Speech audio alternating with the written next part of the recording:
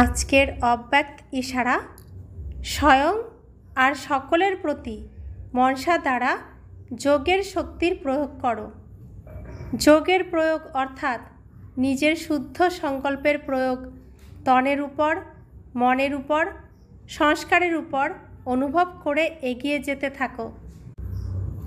এক্ষেত্রে অন্যদেরকে দেখো না, এ কি করছে, এ করছে না, পুরানোরা করছে বা করছে না, এসব দেখো না।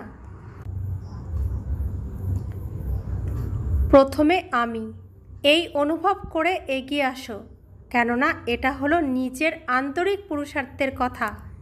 যখন এরকম ব্যক্তিগত রূপে এই প্রয়োগে লেগে যাবে, বৃদ্ধি পেতে থাকবে, তখন প্রত্যেকের শান্তির শক্তি সংগঠিত রূপে বিশ্বের সামনে প্রভাব পড়বে। ওম শান্তি।